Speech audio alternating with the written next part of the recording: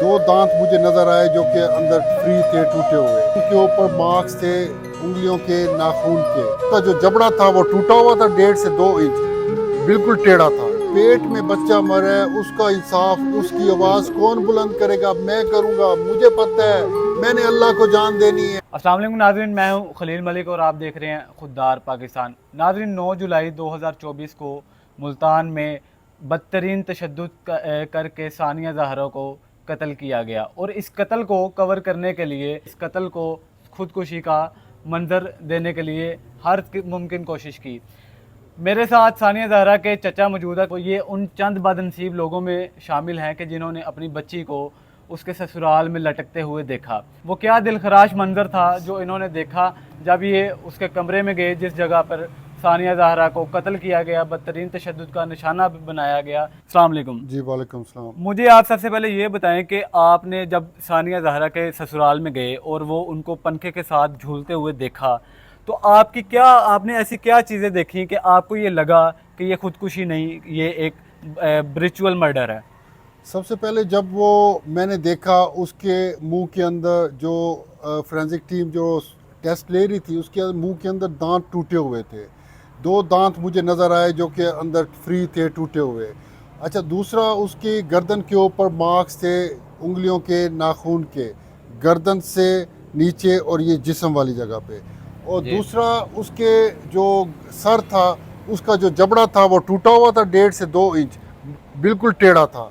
और उसका सर ऐसे नहीं था, उसका सर यूं था और यूं था। और फिर उसकी ज़ुबान जो थी उसके ऊपर कट का निशान था। मैंने कहा कि ये कट कैसे? उनका कि जी हो सकता है दांतों के दरमियान आई हो, इतना बड़ा कट का निशान दांतों से नहीं हो सकता। और फिर जब मैंने देखा जो उसका सोफे के ऊपर जो उसके पाँव थे वो सीधे होने चाहिए थे, वो उसका पाँव उसकी अपनी टांग के नीचे उल्टा टूटा हुआ था। तो इसके बाद जब आपने वहाँ पे गए तो आपका जो रिएक्शन था वो तो जाहिर सी बात है कि आपने एक अफसोसनाक मंजर वो देखा। तो जो उसके शोहर थे, क्या वो उस जगह पर मौजूद थे? उसके शोर को मैंने नहीं देखा, लेकिन हम जब जा रहे थे नीचे से, ये ऊपर फर्स्ट फ्लोर के ऊपर डेड बॉडी थी। हम फर्स्ट फ्लोर के जाने के लिए सीढ़ियाँ चढ़ रहे थे तो वो सानिया की वालदा को गालियाँ दे रहा था और बहुत शोर मचा रहा था। मैंने इसकी परवाह ना करते हुए मैं सीधा अपने ऊपर चला गया।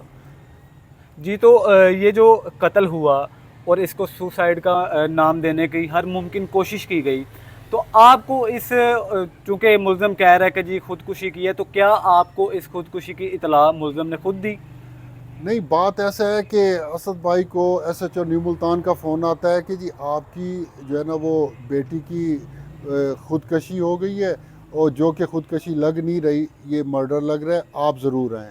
तो उसके बाद से फिर हम लोग अफरा तफरी में जैसे जी। समझ ही नहीं आई, फिर हम भागे हैं, सीधा जाके वहाँ जाके खड़े हुए हैं। इस सारे जो इतना बड़ा वाक़या हो गया, इसमें आपको उनके शोहर ने कोई फ़ोन नहीं किया कि ये मामला हो गया, आपकी बच्ची ने खुदकुशी की है, या हर कवर अप करने के लिए उसने आपको एक फ़ोन नहीं किया?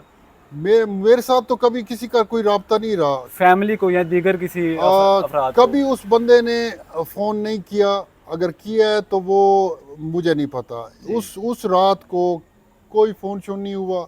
सिर्फ हमें पुलिस के ज़रिए से, अगर हमें पता होता, रात को पता चलता, तो हम सुबह तक इंतज़ार नहीं करते। हमें तो ऐसे पुलिस वालों ने बुलाया है। और जैसे कि आप दावा कर रहे हैं कि सानिया ज़हरा चूँकि 4 या 6 माह की प्रेग्नेंट भी थी, जी। लेकिन उनकी जो पोस्टमार्टम रिपोर्ट है उसमें ऐसा कोई जिक्र नहीं किया गया। तो क्या आप समझते हैं कि ये सारे जो पोस्टमार्टम रिपोर्ट सबसे पहले जो बनाई गई वो सिरे से ही गलत है, तो इसमें दूसरी चीज़ों को भी छुपाने की कोशिश की जा रही होगी? बिल्कुल, ये डे 1 से पहले नंबर पे इन्होंने फोरेंसिक टीम को बुलाने के लिए डिले किया, नहीं बुलाना चाह रहे थे। जब हम लोगों ने कहा कि हम डेड बॉडी नहीं लेंगे, फोरेंसिक टीम का इंतज़ार करेंगे, तो उन्होंने देखा कि अब ये 40 मिनट 50 मिनट तो गुजर गए हैं, ये लोग तो हिल ही नहीं रहे। फिर जाके उन्होंने कहा कि फोरेंसिक टीम को भेजें, इधर तो मामला और हो रहा है। ठीक है, उसके बाद जब फोरेंसिक टीम आती है, अंदर वो आपस में बातें कर रहे हैं। उनसे मैंने जो बात सुनी है कि हमें नहीं पता था कि लड़की प्रेग्नेंट है। ठीक है, जब मैंने अपनी बेटी को उतारा है, भतीजी को उतारा है, तो उसका मुझे फील हो गया था कि पेट साफ नज़र आ रहा था। 5.5 माह या 6 माह की वो प्रेग्नेंट थी। लेकिन ये ऐसे आप नहीं समझते कि ये इंसान आखिर कब इंसान बनेगा कि एक औरत है, उसके पेट में एक बच्चा है और उसको जो मारने वाले लोग हैं वो 6 लोग जो एफआईआर में नामजद हैं, जिनमें एक उसका शोहर अभी तक गिरफ़्तार हो सका है, बाकी ज़मानत पर रिहा है। और ये एक इतना दर्दनाक वाक़या हुआ और हमारा जो जुडिशल सिस्टम है ये बाकी मुल्ज़मान को अभी भी ज़मानतें दे रहा है। तो ये आप नहीं समझते कि ये मुल्ज़मान को रिलीफ़ नहीं मिलना चाहिए? मैं समझता हूँ ये एक कत्ल नहीं है, ये 2 कत्ल है। जो पेट में बच्चा मरा है उसका इंसाफ, उसकी आवाज़ बिल्कुल। कौन बुलंद करेगा? मैं करूँगा, मुझे पता है, मैंने अल्लाह को जान देनी है, अल्लाह मुझे देख रहा है। ये दुनिया के दरिंदे जो डॉक्टर बन के बैठे हैं, एमएस मुल्तान जो बैठा है, जो जो ये पोस्टमार्टम के लिए ये जिन्होंने रिपोर्टें तब्दील की हैं, उन्होंने नहीं मरना, उन्होंने कब्र में नहीं जाना। मरियम साहबा, उनको तो फ़ौरन डिसमिस करके उनको तो अदालत के कटहरे में लाएं। बाकी इंसाफ देना वो अल्लाह का काम है, अल्लाह इंसाफ इंशाल्लाह देगा। आज इस वाक़े को हुए 1 महीने से ज़्यादा का अरसा हो गया है। आज आपका केस इस मुकाम पे खड़ा है कि आज वो मुल्ज़िमान के जो फ़ोरेंसिक टेस्ट हुए, उनमें वो मुल्ज़िमान मुजरम साबित हुए। तो आप ये समझते हैं कि अब इनको ये जो इनका केस है, ये रोज़ाना की बुनियाद पर चलाकर इस वाक़े को, इस केस को जल्दी से ख़त्म करना चाहिए? मैं चीफ जस्टिस साहब से रिक्वेस्ट करता हूँ, ये केस फ़ौरन से फ़ौरन लगाएं और रोज़ाना की बुनियाद के ऊपर इसको चलाएं। ये बाअसर शख्सियात जो बैठी हुई हैं, ये इन 4-6 बंदों को बचाने के लिए हर मुमकिन कोशिश करेंगी। तो आप प्लीज़ इंसाफ के हर तकाज़े पूरे करवा दीजिए। आगे हमारा नसीब अल्लाह जो करेगा बेहतर करेगा।